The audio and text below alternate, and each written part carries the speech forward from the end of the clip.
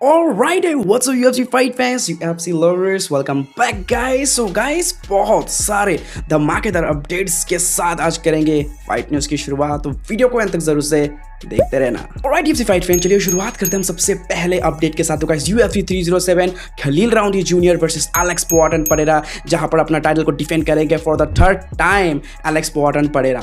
दोस्तों आपको बता दो कि जो खलील राउंडी के जो कोच है जॉन हुड, जो कि मेराव डेलिजवली के भी कोच है, तो दोस्तों खलील राउंडी के कोच ने ये वाव लिया, मतलब कसम खा लिया है कि भाई हम एलेक्स परेरा को रेसल करा के छोड़ेंगे। ऐसा क्यों? तो दोस्तों यहाँ पर जो जॉन हुड है उनका कहना है कि देखो नो डाउट हम फाइट करने वाले हैं, यानी कि खलील राउंडी जूनियर फाइट करने वाले हैं one of the best fighter currently जो एमएमए में है, जो सबसे स्कैरियस्ट बुगीमैन यूएफसी का अब बन बैठा है एलेक्स पोआटन परेरा, उसके अगेंस्ट में फाइट करने वाले हैं। उनका ये कहना है जॉन हुड का कि भाई कुछ दिन कुछ हफ्ते और एलेक्स परेरा उस टाइटल को लेकर घूम सकता है, क्योंकि उसके बाद उससे भी खतरनाक स्कैरियस फाइटर का एंट्री होगा और चैंपियन बनेगा लाइट हैवीवेट डिवीजन का। कौन? Khalil Rountree junior. लेकिन दोस्तों आपको बता दूं कि आखिर ऐसा क्यों कहा कि एलेक्स परेरा को मजबूर कर देंगे रेसल करने के लिए, वो मतलब मजबूर हो जाएगा टेक डाउन शूट करने के लिए। So guys, John Hood Khalil Rountree के जूनियर, उन्होंने ऐसा इसलिए बोला क्योंकि खलील राउंडी का स्ट्राइकिंग का जब सामना करेंगे, जो वो खलील राउंडी जूनियर के स्ट्राइकिंग को फील करेंगे, उनके पंचेस को, उनके स्ट्राइकिंग को, उनके लेग किक्स को, तब वो ना चाह के भी उनको रेसल करना ही पड़ेगा। इस तरीके से मतलब उनको मजबूर कर देंगे कि दर्द से वो खड़े भी नहीं हो पाएंगे और ना चाहते हुए भी उनको ग्राउंड में गेम लेके जाना पड़ेगा। तो ये मतलब बहुत कॉन्फिडेंस शो कर रहे हैं जॉन हुड कि खलील राउंडी जूनियर, उनके प्यूपिल, उनके भाई फाइटर बहुत ज़्यादा हर्ट करने वाला है एलेक्स परेरा को। यहाँ पर जॉन हुड का कहना है कि देखो हम एमएमए फाइटर्स हैं, हम यहाँ पर सिर्फ इसके लिए उसके लिए ये होगा नहीं सोचते हैं। हम हर एक चीज़ के लिए ट्रेनिंग करते हैं, क्योंकि हम एमएमए फाइट करते हैं। हम टेक डाउन डिफेंस के लिए भी फाइट करते हैं, टेक डाउन शूट के लिए भी फाइट करते हैं। हमें टेक डाउन शूट करना भी आता है, टेक डाउन डिफेंड करना भी आता है, बट हमारे तरफ से पहला टेक डाउन नहीं आने वाला है इस फाइट में। अगर पहला टेक डाउन कोई अटेम्प्ट करेगा तो वो करेगा एलेक्स पोआटन परेरा। भाई मतलब इतना कड़क चैलेंज दिया है, मतलब कह सकते हो कि एलेक्स परेरा के ऊपर में इतना दबाव डालने की कोशिश कर रहे हैं। बट आपको पता है एलेक्स परेरा 1% भी कुछ उनका फेस पर रिएक्शन नहीं आएगा, ये तो हम 100% श्योर जानते हैं। एंड भाई सभी को पता है कि आउटकम क्या होने वाला है। एलेक्स पोआटन परेरा विक्ट्री हासिल करेगा ही करेगा। आपको क्या लगता है कौन पहला टेक डाउन शूट करेगा? आप कमेंट में कर देना जरूर से share. Alright UFC fight fans, चलिए बढ़ते आगे, बात करते हैं नेक्स्ट अपडेट के बारे में। तो गाइस माइकल चैंडलर थोड़ा सा फायर बैक कर रहे हैं अरमान सारुकन, द नंबर 1 कंटेंडर। दोस्तों अरमान सारुकन जो कि बहुत ज़्यादा टीज कर रहे थे कॉनर मैकग्रेगर के और माइकल चैंडलर के फाइट को लेकर कि भाई माइकल चैंडलर ने तो भाई क्या हालत कर लिया अपना, भाई टाइम वेस्ट कर लिया अपना 2 साल एक ऐसे फाइटर्स के लिए जो मतलब उसको ठेंगा दिखाकर भाग गया। तो इसके लिए बहुत मजाक उड़ा रहे थे, भाई ये कैसा फाइटर है, भाई 2 साल इंतजार करके इसको मिला क्या? कुछ भी तो नहीं।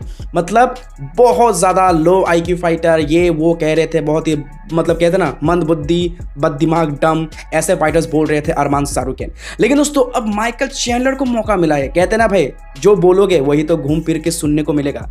अगर गेंद ऊपर फेंके गए तो नीचे तो आएगा। तो ऐसा ही अब आया है, अब समय आ गया है माइकल चैंडलर के पास, क्योंकि दोस्तों रिसेंटली यहाँ पर अरमान सारुकन का कहना है कि देखो मैं नंबर 1 कंटेंडर फाइटर हूँ एंड मैं अब और कोई फाइट तो फिलहाल नहीं करने वाला, मुझे चाहिए नेक्स्ट टाइटल शॉट, एंड उसके लिए अगर मुझे 1 साल का इंतजार करना भी पड़े तो मैं जरूर से करूंगा। तो अब इसी चीज के ऊपर माइकल चैंडलर बोल रहे हैं अरे बाप रे, वेटिंग का खेल कौन खेल रहा है और वेटिंग वाला बात आप कौन कर रहे हैं? देखो अरमान सारुकन जो कुछ टाइम पहले इसी जो माइकल चैंडलर है उसको वेट करने की वजह से कितना मतलब क्या क्या बोल रहा था कि क्या पागल है, वेट करके टाइम वेस्ट कर रहा है। लेकिन दोस्तों अब यहाँ पर क्योंकि माइकल चैंडलर ने कहा है कि देखो भाई मैंने 2 साल वेस्ट जरूर किए पर उसका अच्छा रिवॉर्ड तो मिला, नंबर 1 कंटेंडर के लिए फाइट तो कर रहा हूं। तो भाई वही बात है कि दूसरों को बोलने से पहले ध्यान रखना कहीं तुम्हारे ऊपर में वो बात ना आ जाए। तो गैस बात तो अब यही है कि भाई अगर वेट करना पड़े तो करेंगे, बोल रहे हैं अरमान सारुकन।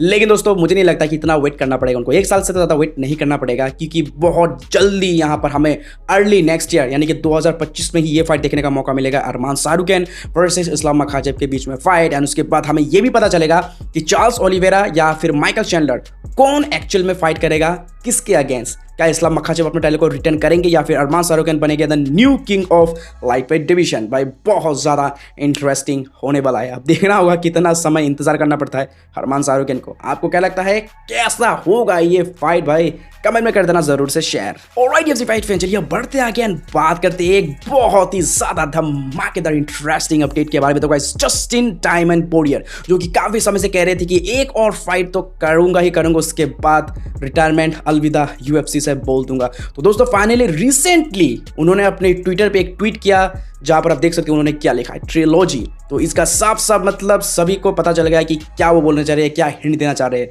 तो ट्रिलॉजी का मतलब है Dustin Poirier fighting against Justin Gaethje. वही सबको तो पता है कि 2 फाइट अभी तक ये दोनों फाइटर आपस में कर चुके हैं। पहले फाइट में जहां डस्टिन पोरियर को जीत हासिल मिला था, वहीं दूसरे फाइट में BMF टाइटल के लिए जहां पर यह फाइट हुआ था एक हेड किक नॉकआउट से जो रीमैच है वहां पर जीत हासिल कर लिया था जस्टिन गेजी ने। तो अब ट्रिलॉजी फाइट के लिए यहाँ पर बहुत ज्यादा उत्सुक नजर आ रहे हैं डस्टिन डायमंड पोरियर एंड उन्होंने तो भाई यहाँ पर जैसे कि यहाँ पर ट्वीट किया है ट्रिलॉजी की फाइट के लिए। तो अब देखना होगा क्या फाइनली ये फाइट वो जरूर से करेंगे, क्योंकि कोल्वी कविंगटन के साथ भी उनका फाइट का काफी चर्चा हो रहा था।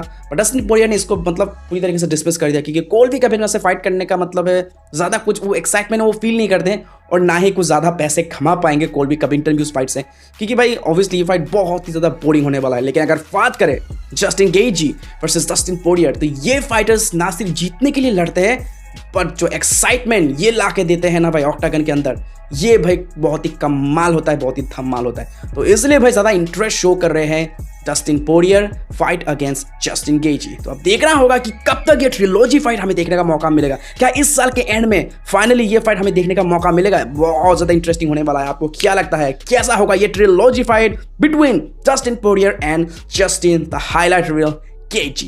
कमेंट में कर देना जरूर से share. Alright UFC fight fan, चलिए बात करते हैं लास्ट एंड फाइनल अपडेट के बारे में। तो गाइस एलेक्स परेरा और शॉन स्ट्रिकलिन, इनका तो यारी दोस्ती भाई चलता रहता है, समय समय पर एक दूसरे के साथ ट्रेनिंग करते हुए नजर आते हैं। एंड फिलहाल क्योंकि UFC 307 के कैंप में जुड़ गए हैं शॉन स्ट्रिकलिन। अब दोस्तों शॉन स्ट्रिकलिन ने रिकॉल किया है जब पहली बार उनका फाइट हुआ था, जब ये दोनों आमने सामने आए थे, तो यहाँ पर शॉन स्ट्रिकलिन कहने के देखो मैं एलेक्स परेरा से बिल्कुल नहीं डरता, I am not scared of Alex Pereira. But problem क्या है ना, उस फाइट में ऐसा हुआ क्या कि मतलब समझ में नहीं आया। तो आपको याद ही होगा जब एलेक्स परेरा शॉन स्ट्रिकलिन ने फाइट किया था तो कैसे नॉकआउट विक्ट्री हासिल कर लिया था, देखते ही देखते स्लीप करवा दिया था। तो यहाँ पर शॉन स्ट्रिकलिन का कहना है कि देखो ये बंदा मतलब ना इतना कड़क है, इतना दमदार है कि मतलब समझ ही नहीं आता ये है क्या मतलब।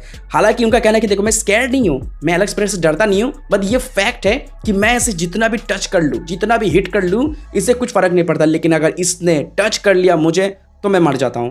तो ये बात है मतलब कि उनका पावर कितना कमाल का है। एंड यहाँ पर शॉन स्ट्रिकलिन बोल भी रहे थे कि मैं मतलब फाइट के दौरान इसको काफ़ी हिट कर रहा था, इसको लेग किक्स लगा रहा था, इसको अच्छे खासे पंचेस स्ट्रेट पंचेस लगा रहा था, और यहाँ पर थोड़ा कट्स भी आ गया था, थोड़ा बहुत खून भी आ गया था। शॉन स्ट्रिकलिन का कहना है कि थोड़ा बहुत उसके फेस पे खून आ गया था, बट फिर भी इसको कुछ फर्क नहीं पड़ा। इसने जैसे ही मुझे एक पंच क्या लैंड किया भाई, उसके बाद मुझे समझ ही नहीं आया, मैं मतलब नींद से उठा और क्या हुआ मुझे कुछ समझ नहीं आया। तो ये कहना है शॉन स्ट्रिकलिन का कि भाई उनको बिल्कुल भी मतलब समझ नहीं आया कि आखिर हुआ क्या। थोड़ी देर पहले तो ये अच्छे खासे जैब्स लेग किक्स वगैरह लैंड कर रहे थे, लेकिन अचानक से ऐसा क्या हुआ कि जैसे इनका आँख खुला तो सब कुछ बदल गया था। तो ये कहना है मतलब कि ये दर्शाता है कि पावर कितना है, कि अगर एलेक्स परेरा ने आपको हिट किया तो मतलब आप सीधा मौत के मुंह में और सीधा मौत के गोद में सोने के लिए पहुंच जाते हैं। तो भाई देखना होगा अब UFC 307 में क्या यहाँ पर खलील राउंट्री को मौत के सफर में ले जा पाएंगे, क्या उनको चैन की नींद सुला पाएंगे अपने लेफ्ट हुक से। भाई ये देखने में बहुत ही इंटरेस्टिंग होगा। दोस्तों आपको क्या लगता है, आप कमेंट में कर देना जरूर से शेयर कि कैसा होगा ये फाइट। क्या एलेक्स परेरा अपना टाइटल को डिफेंड कर पाएगा अगेंस्ट खलील राउंट्री जूनियर?